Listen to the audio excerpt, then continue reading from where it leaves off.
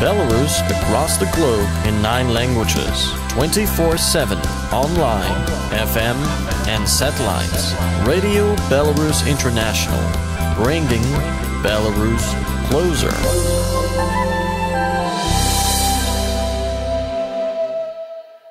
Draugai, pradedame laidą skirtą tarptautinio Baltarusijos radijo klausytojams ir YouTube kanalo žiūrėtojams. Šiandien mūsų dienos svečias yra Mažvydas Misiūnas, Liaudies partijos numeris 5, kandidatas numeris 2 ir, kaip aš suprantu, antras žmogus apskritai Vaitkaus sąraše, Mažvydas Misiūnas. Labadiena, Mažvydai. Labadiena, Edikai. Sveiki visi žiūrovai. Kiek suprantu, Mažvydai, kaip ir jau minėjau, jūs esate antras žmogus po Vaitkaus, jūs ten, kaip sakant, visus ir organizacinius klausimus vežat ir visus kitus klausimus. Be jūsų, manau, ten būtų labai prastai. Čia yra mano nuomonė tiesiog tokia ir ko gero jinai atitinka realybę. Kiek suprantu, jūs politikoje esate pakankamai naujas žmogus. Pataisysite, jeigu aš klystu, ar ne? Ir galbūt galite papasakoti, kaip jūs į ją atėjote ir apskritai, kodėl jūs tai šiandien darote? Taip, labai toks netikėtas klausimas apie save. Aš labai nemėgstu šnekėti iš tikrųjų, mėgstu kaip daugiau kiti šneka apie mane ir būna gerai, jeigu dar gerai šneka apie mane, nes aš dirbu advokatu ir dažniausiai advokato žmonės apskritai apie advokatus nelabai gera yra nuomonė ir iš tikrųjų kartais yra pagrįsta dėl to, kad vis dėlto advokatai jie tokie labai individualistai ir reiškia dirba tą darbą, kur vis tiek viena šalis ginčia yra pralaimi ir jeigu tu esi toj laimėtojų pozicijoje, tai tu faktiškai visą laiką įsigyji priešą, bet kokioj byloj. Jeigu, sakykime, blaiviai mąstantis žmogus, tai jisai aišku supranta viską, bet blaiviai mąstančių ir galinčių užgožti tas emocijas yra nedaug. Tai šnekant apie mano profesiją, kurią aš jau užsiminėjau, teisininko profesiją užsiminėjau apie 25 metus. Ir čia iš to seka, kad būti teisininku ir būti politiku vienu metu galima, tačiau būti advokatu ir būti politiku vienu metu yra faktiškai neįmanoma. Todėl, kad dėl visų priežasčių, kad advokato paskirtis yra šiek tiek kita nei politiko. Advokatas atstovauja kažkokio vieno žmogaus arba vienos grupės žmonių arba kažkokios bendruomenės interesus, bet ne visos, sakykime, šalies kaip politikas. Tos šalies, sakykime, tos dalies žmonių, kurie palaiko vienas ar kitas politinės pažiūras. Tai šnekant apie dabar, apie kaip aš atsidūriau politikoje, tai iš tikrųjų politiką aš visuomet domiuosi, todėl kad, mano manymu, mūsų įtakoja politika kasdieną, mano darbe jie tiesiogiai politikai daro įtaką, nes jie priiminėja įstatymus, kurie kartais tu pasižiūri, kad tiesiog ten sukurti įstatymai be jokio teisinio, sakykime taip, be jokios teisinės išminties ir be jokio teisinio raštingumo ir įstatymas parašytas taip, kad tu jo nesupranti ir tada kvestionuoji, kodėl iš tikrųjų pas mus taip vyksta, kad priimama vos ne ten tūkstančiai per metus įstatymų ir vienas įstatymas keičia kitą įstatymą ir tobulinamas, bet niekaip netrandamas, reiškia, tas aukso viduriukas kažkoks tai ir toli gražu net mes prie jo net neartėjam. Tiesiog padarytas toksai chaosas, galima sakyti, teisiniai sistemoje, kur tam tikrais teisiniam landom kai kas naudojasi, kai kas, reiškia, labai nukenčia nuo jų, bet tik tai, sakykime, be teisininko arba be advokato tu šiais laikais labai sunku tau iš viso susigaudyti, kas yra prie ko. Tai šnekant apie politinę, reiškia, mano, sakykime taip, mano tą kelią į politiką, tai kaip ir sakau, reiškia, politiką domiuosi labai seniai, nuo Tarybų sąjungos laikų. Tarybų sąjungos laikais man teko gyventi ir gerai aš prisimenu tuos laikus, kai buvo vienokio tipo propaganda, po to, sakykime, taip prisimenu ir gerus, ir, sakykime, nelabai gerus dalykus Tarybų sąjungoje. Prisimenu, kaip mes, reiškia, patapome nepriklausomi, taip, na, sakykime, tuo metu mums taip atrodė. Ir tuomet mes, sakykime taip, na, turėjome statyti tą šalį ir kiekvienas iš mūsų dalyvavo tame statyme tos šalies ir matėm visas tas politinius judėjimus, kurie kūrėsi ir kas domėjosi, matė, kiek visko buvo, sakykime taip, padaryta Lietuvoje. Ir, na, ir, sakykime taip, mes dabar turim beveik 30, na, daugiau negu 30 metų, beveik 35 metai, gyvenam nepriklausomoje šalyje. Ir kokia situacija, kad, na, niekada man netėjo į galvą, kad man reikės 2024 metais šnekėti apie tokius dalykus kaip nuomonės laisvė į įsitikinimus ir ginti tokius žmonės, kurie tiesiogiai jiems kyla grėsmė dėl to, kad jie išsako vieną ar kitą poziciją. Tai tokios situacijos aš neprisimenu net Tarybų sąjungos laikais. Tarybų sąjungos laikais man kaip mane, sakykime taip, kartu su visa kita klase, reiškia, vertė būti pionierių, na, vertė ten, reiškia, bandė visai įtakot. Na, man kažkaip užteko drąsos ir pasakyti, kad ne, aš nebūsiu pionieriu, aš nesutinku su šita, reiškia, ideologija.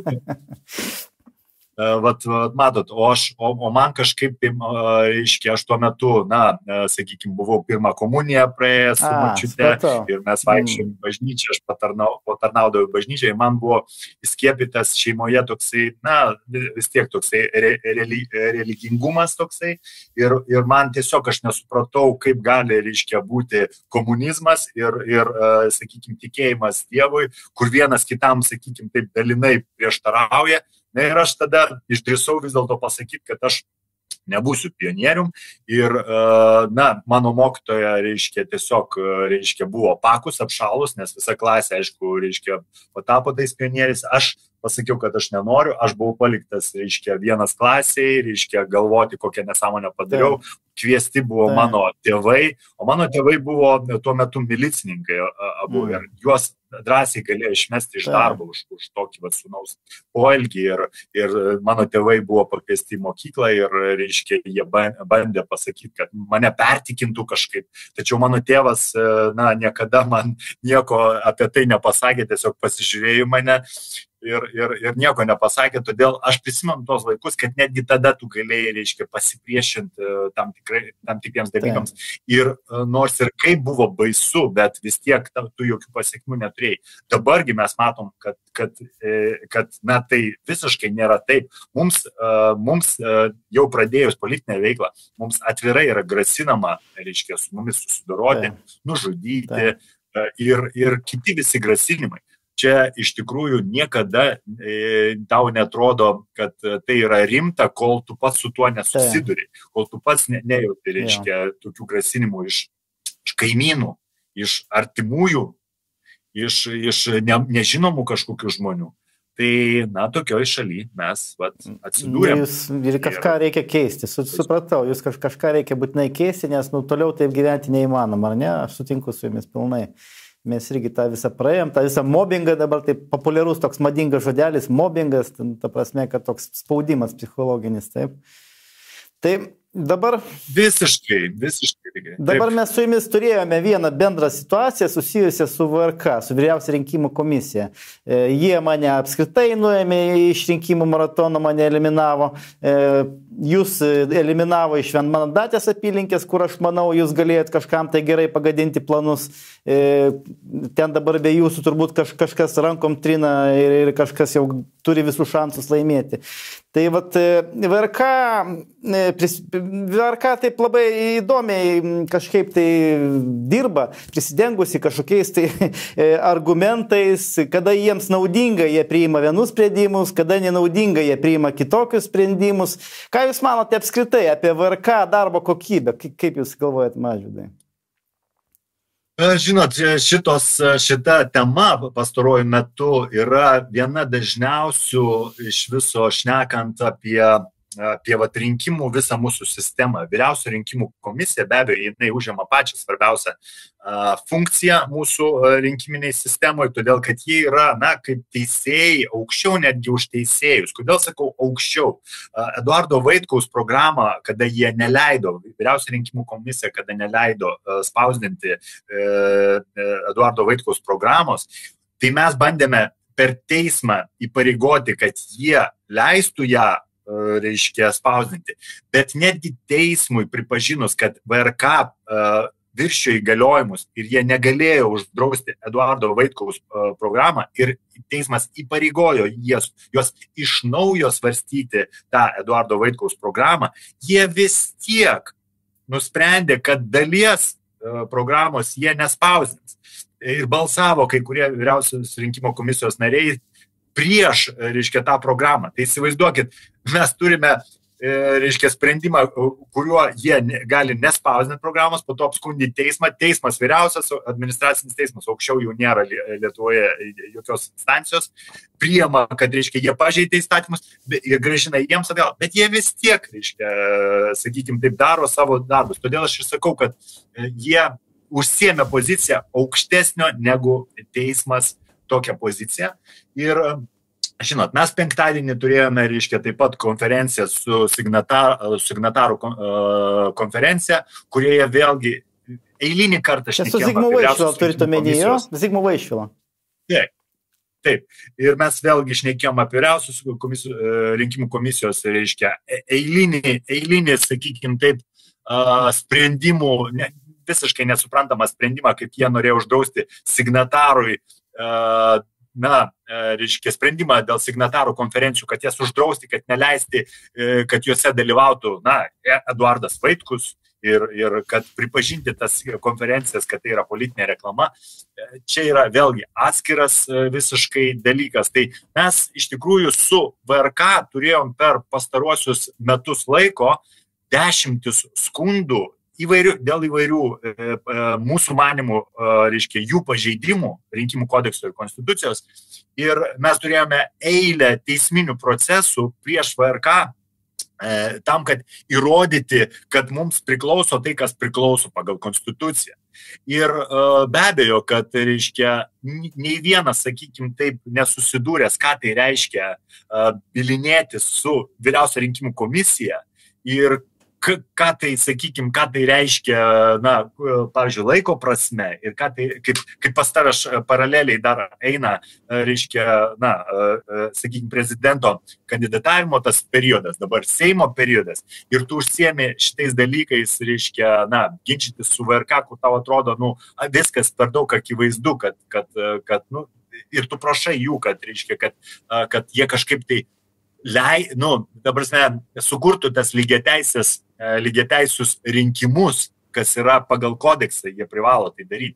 Žodžiu, jie taip ir nei vieno dalyko, tai ką prašėm, nepadarė ir tai akivaizdu, kad pas mus VRK yra kokia problema, kad pas mus VRK yra dedikuota VRK nariai politinių partijų. Ir politinės partijos be abejo yra, valdančiosios, tai yra konservatoriai, socialdemokratai, valstiečiai ir ten kitos partijos, jie dedikuoja vyriausios rinkimų komisijos narius. Ir šitie vyriausios rinkimų komisijos nariai, jie negali būti nepriklausomi. Jie be abejo, kad priima sprendimus tokius, kurie yra naudingi jų partijom, kurios juos dedikavo. Ir jiems tokie politiniai konkurentai kaip Eduardas Vaitkus visiškai nereikalingi, jie absoliučiai nenori, kad jie būtų, kad jie šnekėtų ir kad jų mintis būtų skleidžiamos ir tai ir atspindi jų sprendimuose. Kaip jie tai padaro? Visų pirma, mes turime naują rinkimų kodeksą, kuris yra visiškai neaiškus. Netgi vyriausia rinkimų komisija pripažįsta, kad jiems tai yra nauja. Jie absoliuti dauguma tenai yra neteisininkai, filosofai, rašytojai, ten dar kažkas, bet jie neteisininkai. Ir jie kaip traktuoti tą kodeksą, jie nežino, ką reiškia vienas terminas, kitas terminas. Na, tai yra akivaizdu. Man kaip teisininkui akivaizdu, kad neteisininkas žmogus, jis tam mes ir mokomės tiek laiko, tam mes ir dirbam, praktikuojamės tiek laiko, kad mes žinotumėm, kaip viena ar kita situacija gali būti traktuojama. O jie tiesiog, jam nauja situacija ir jie, kam nori, pripažįsta tai, sakykime, kad tai politinė reklama, kam nenori, jie nepripažįsta, kad tai politinė reklama, nors tu šalies kaip žiūri, tau visiškai, sakykime, taip nesuprantama, kokiais principais jie vadovavėsi. Bet jie, vienas ir pasakė, reiškia, vyriausios rinkimų komisijos narys, kad, vėlgi, čia pagal dvasią, tai vėlgi, reiškia, galima pripažinti, kad tai politinė reklama. Tai kaip prasideda, reiškia, dvasių, vėlgi, reiškia, tas toksai įtakojimas. Tai žinot, tai tada nėra ką daugiau šnekėti. Aš pamenu, po prezidento rinkimus Zigmas Vaišvilas Seime darė preskonferencijas ir labai taip detaliai paaiškino žmonėms, kokie ten buvo pažeidimai, kaip jie buvo vykdomi ir taip toliau. Kažkodėl tai aš įtariu, kad po šių rinkimų vėl tokių konferencijų bus dar daugiau, ko gero, negu buvo po prezidento rinkimų ir jeigu aišku leis tai daryti. Žinoma, nes čia... Jo, būtent, Edikai. Problema ta, kad jie nori uždrausti tas signatarų konferencijas ir kad jų iš viso arba nebūtų, arba jie mes patys net kvestionuojam, ką jie nori padaryti. Jie nori, kad ten nebūtų tose konferencijos šnekama apie kažkokias tai aktualias politinės problemas Lietuvoje ir kad juose negalima būtų, reiškia, kviesti vieno ar kito kandidato, kaip Eduardo Vaitkaus, ar kaip jie įsivaizduoja jas uždrausti, kas yra, nesuprantama. Vienas iš valstybės, sakykime taip, kūrėjų, Zigmas Vaišvila, jam pagal įstatymą duota, sakykime taip, organizuoti tokias konferencijas, jisai be abejo, kad juose šneka apie aktualius politinius klausimus ir apie ką daugiau šnekėti, ne apie madagį, tu negali šnekėti apie orą ar dar kažką, be abejo apie politinius dalykus ir tuos klausimus keliant, jisai kviečia visus kandidatus, nei vieno neignoruoja ir kviečia, bet visi kandidatai, jie bijo šnekėti šitom temom, todėl kad žino, kad jos nepatogios. Eduardas Vaitkus be abejo sutinka, jisai dalyvauja, tačiau vyriausia rinkimų komisija tada pasako, žiūrėkit, nedalyvauja nei vienas išskyrus Eduardą Vaitkų, todėl tai yra politinė reklama. Ir jie nori atitinkamai uždrausti šitas konferencijas, tai jų gali tiesiog nelikti. Ir tada tau automatiškai išsiveda paralelė, kad jeigu per Seime mes negalime šnekėti apie tam tikrus politinius klausimus, tai tada iš karto, man tai čia yra Sovietų sąjunga, ten Chruščiovas, kur ten žmonės, reiškia, tik tai virtuvėse šnekėdavo apie tam tikrus dalykus, o reiškia, sakykime, visuomeniai, tu negali kelti tų klausimų. Ir čia yra labai baisus dalykas. Iš tikrųjų, aš su šito dalyku, sakykime, su šito absurdu dabartiniai Lietuvoje susiduriu tarp savo artimųjų. Sakykime taip, kur man sako atvirų tekstų Mažvydai, sako, kai kuriom temom nereikia šnekėti, negalima šnekėti kai kuriom temom. Ir mane vis tiek daugiau mažiau žmonės, su kuriais aš bendrauju, mane, reiškia, pažįsta, bet jeigu jau man sako tokį dalyką, kad negalima šnekėti tam tikrom temom, man kaip tik yra dar didesnis noras apie šitas temas šnekėti, jas kelti ir aš nesuprantu, kaip mes daėjom iki tokio dalyko, kad tu negali šnekėti, tau tabu yra šnekėti apie tokius dalykus, kaip, kvestionuoti klausimų dėl karo, kvestionuoti klausimų dėl valdžios valdžios, sakykim taip, kad valdžia gali būti, kad mūsų užgrobus yra. Kadangi aš esu Algirdo Paleckio bendražygis ir aš jau nebesistebiu, suprantat, tokiais klausimais. Ir tą aš jau stebiu senai, matau, kas su Algirdo atsitiko, kas su juo prieš tai buvo. Ir manęs jau nebestebina. Tik tai blogai, aišku, apie tai mažai žmonių žinojo. Siauras ratas žmonių apie tokias problemas tik suprasdavo. O visi kiti žmonės gyveno tam per rožinius sakinius susidėję tam gražiam spalvotam pasaulį. Ir panašu, kad dabar būtent dėl šitos sudėtingos situacijos, kuri dabar yra su Rusija, tos varštelius jie vis stipriau sukinėja.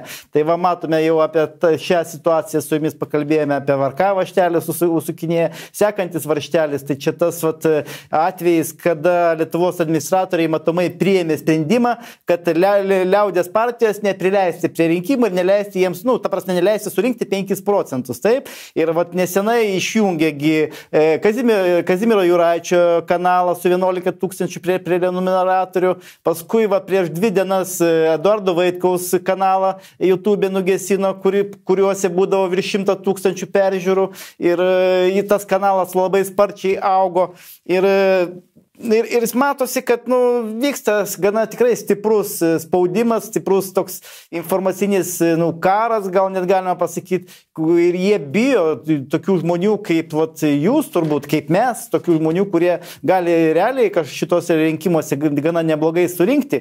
Ką jūs manote apie šitą informacinį karą, apie visą šitą situaciją, Mažvydai? Edikai, čia viena iš priežasčių, kodėl aš prieš metus laiko, dabar jau beveik metai laiko, kaip aš pasiūliau Eduardui Vaitkui savo pagalbą, teisinę pagalbą nemokamai, todėl kad aš pamačiau, kad žmogus yra tiesiog ignoruojamas ir nesiskaitomas su jo tiesiog kaip žmogaus nuomonė. Ir nežiūrint dabar tai, apie ką jis kalbėjo, nes nesvarbu, ar tai tau patinka, tai nepatinka, ne apie tai kalba apie tai, kad tiesiog žmogus turi teisę išsakyti savo nuomonę ir jis neturi būti cenzuruojamas, neturi būti, jo ta nuomonė kažkaip tai, draudžiama.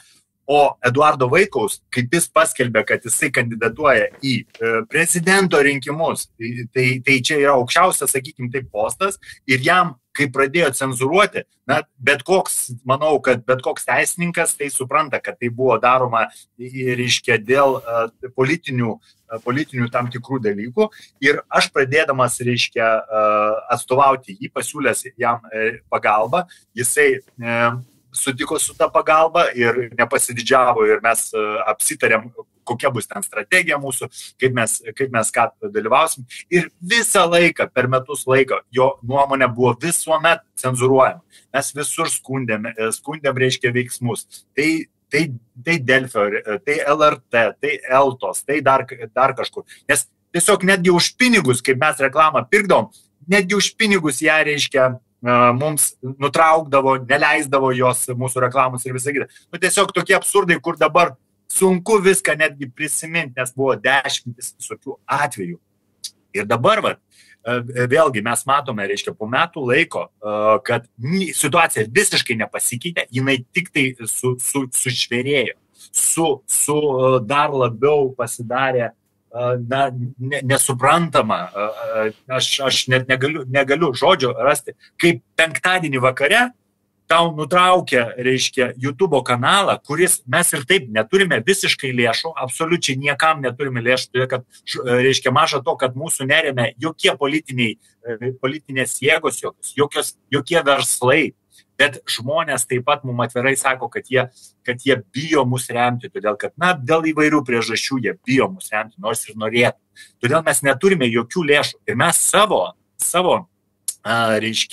iniciatyva, savo resursai, sukuriam YouTube kanalą, padarom YouTube kanalą, bandom, visaip jį išplatinti ir mes jokios ten neleistinos informacijos, neafišuojam ir mums Ir šitas be abejo, reiškia, kanalas per dieną pradeda rinkti po 100 000 peržiūrų.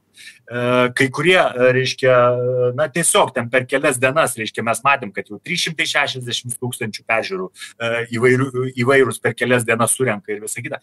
Ir penktadienį mums ateina pranešimas iš, na, ten, reiškia, tokios institucijos, kuri prižiūri. LRTK komisija, aš žinau, LRTK komisija, taip, turbūt.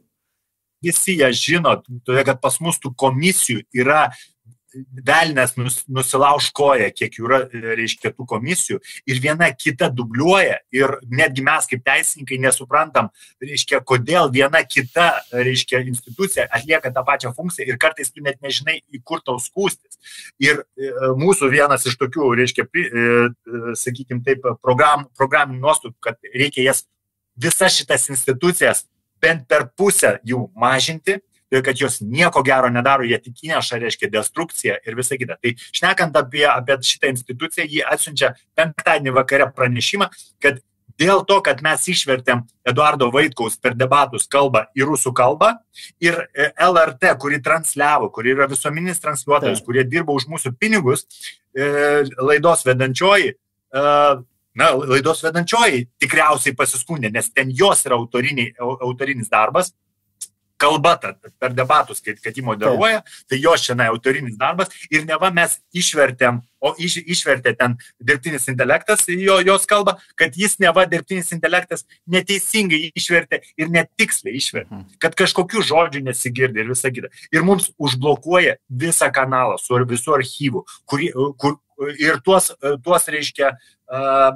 reiškia video, kur iš viso mes, jokių pretenzijų niekam nėra pareikšta. Tik tai dėl vieno tokio bet video. Bet jo neištrynė, tik užblokavo, Užblokavo, nes mes dabar nežinom. Penktadienio vakaras, mes turim dabar sekmadienį, mes nežinom iš viso, kas vyksta. Ir maža to, Eduardui Vaitkui pirmadienį reikia prisistatyti į šitą inspekciją ir nusibausti. Tai reiškia, jie išrašys administracinio protokolą ir jį nubaus. O jisai iš viso neturi jokio ryšio su šituo, reiškia, kanalu. Nei jis kūrė, nei jis dėjo kažką, nei jis vertė kažką.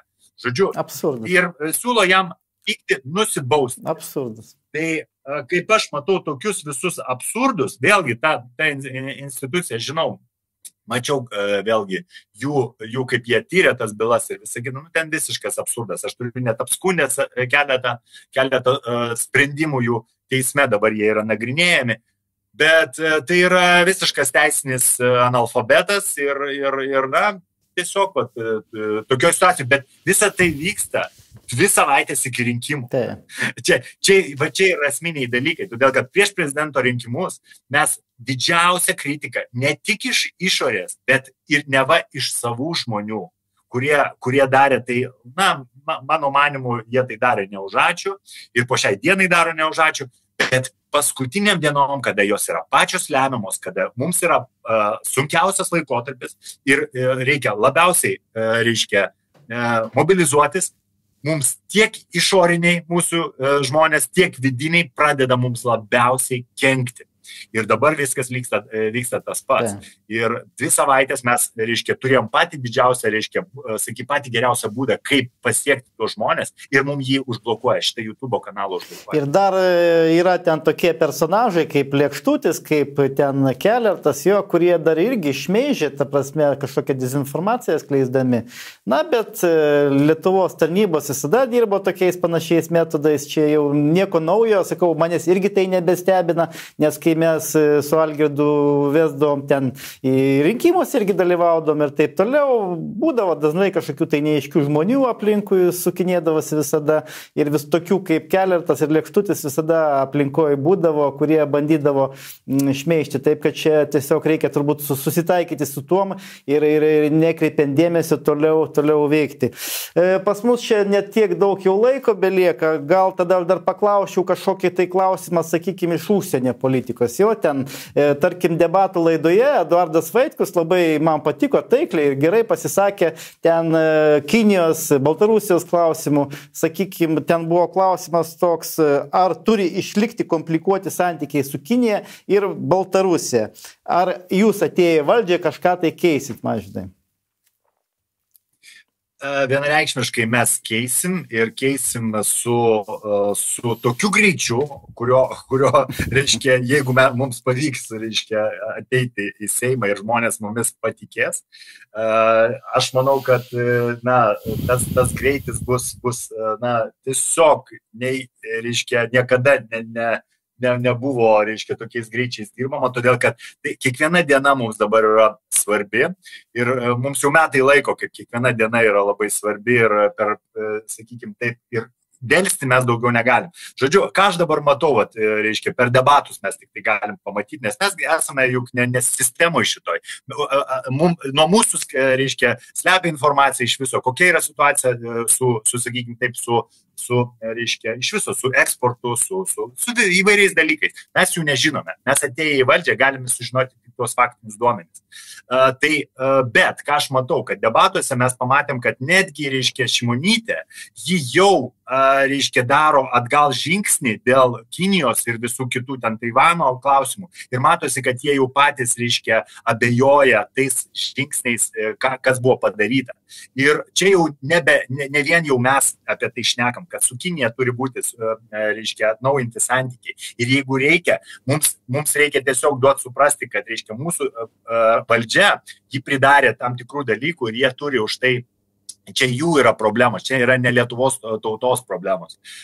Ir jie yra atsakingi už tai. Lietuvos tauta dabar, reiškia, užsiema visiškai kitą priešingą poziciją Kinijos atžvilgių ir mes norim, reiškia, toliau su jais dirbti. Aišku, Baltarusijos įdirbis ir su Kinija yra, be abejo, čia yra sveikintinas ir vienareikšmiškai, reiškia, mes turėtumėm taip pat traktuoti Baltarusiją kaip BRICS šalį, kaip sakykime, kaip tą tiltą galbūt netgi į Kiniją.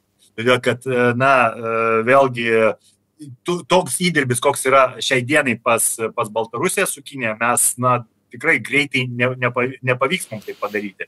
Be Baltarusijos, sakykime. Jie netgi savo automobilius gamina, Dželį, labai fainas automobilis, labai toks tikrai puikus. Jisai Volvo toks kaip analogas. Tikrai aš jį žiūrėjau ir jį gamina bendrai su kinais. Tarp kitko, ES neduoda neduoda licenzijos, kad jie negalėtų prekiauti ES, kad nori išvengti konkurencijos tokiu būdu. Bet čia labai daug kas perka tokius automobilius ir tikrai labai puikus automobilis. Ir pabaigai galbūt tada, Mažvydai, kokią žinutę norėtumėt pasiųsti savo rinkėjams? Galbūt tada dar, čia būtų paskutinis klausimas. Tai žinot kaip, rinkėjams aš kiekvieną dieną su mūsų rinkėjais bendrauju ir jau tai vėlgi, nežinau, su 1000 žmonių ir aš visų pirma, aišku, visiems jiems, nespėju galbūt padėkoti, nespėju už tą paramą ir prisidėjimą, bet kartu aš matau labai tokį dalyką, kad baimė yra apkaušius tiesiog žmonės, reiškia, net fizinė baimė kažkur tai eiti, sakykime, kažkam tai pasakyti, kad tu palaikai Eduardą Vaitkų. Ir ta baimė iš tikrųjų tai aš suprantu, iš kur jie ateina. Mes kiekvienas gyvenam savo aplinkoje ir ta aplinka, reiškia, mes kiekvienas metam iššūkį sistemai, galima sakyti. Tai čia pradedant nuo valdžios, bet į valdžioj kas pas mus yra ir bankai, ir teisėsauga, ir daug visokių, reiškia, daug visokių struktūrų. Ir, kartais tai atrodo neįmanomas, sakykime taip, tas tavo konkurentas, tiesiog neįmanoma su juo susikovoti, bet žinot, kaip aš jums pasakysiu, kad neįmanoma buvo irgi prieš metus laiko, kaip Eduardas Vaitkus buvo vienas, reiškia, spalio mėnesį buvo vienas praeitais metais. Ir kaip aš prisijungiau, kaip kiti žmonės prisijungė, mes, reiškia, per kelis mėnesius sutraukėm 104 000 rinkėjų, kurie dauguma iš jų net niekada, reiškia, nebuvo prie balsavimo dėžių, jie buvo ant tiek nusivylę rinkimais. Bet po to, kai pradėjo apie mus kalbėti, sakė, kad yra nuo 300 iki 500 tūkstančių rinkėjų, kurie palaiko Eduardo Vaitkaus mintis. Tai žinot kaip, ta visa kreivė, jinai auga labai didžiuliu greičiu ir kaip aš vadinu, kad Eduardas Vaitkus įskėlė tam tikrą, reiškia, užtvanką, melo užtvanką ir dabar per tą užtvanką pradėjo skverbtis tiesos vanduo ir jinai greitai tą užtvanką kris ir tada tik tai laiko klausimas, kada užtvindys visa ta tiesa, visą Lietuvą. Čia yra laiko klausimas, todėl nebijokite ir kuo greičiau pasirinkite, reiškia, tos žmonės, kurie savo darbu ir savo ilgais metais įrodė, kad jie nesutinka su šita sistema, kokia jie yra dabar ir jie kovoja, ar jis būtų vienas, ar jis būtų dvies, ar jų būtų 100 tūkstančių. Jie vis tiek kovoja. Tai va, aš linkiu žmonėm kuo greičiau prisijungti prie mūsų. Tai buvo Tarptautinis Baltarusijos radijas, jos vedantysis Edikas Jagelavičius, Tarptautinio geros kaimynystės forumo pirmininkas Baltarusijoje ir laidos svečias Mažvydas Misiūnas, antras žmogus po Eduardo Vaitkaus. Ačiū Mažvydai jums už interviu, buvo labai malonu ir įdomu su jumis pašnekėti. Ačiū Edikai, iki visiems. Belarus across the globe in 9 languages, 24/7, online, FM and satellites. Radio Belarus International, bringing Belarus closer.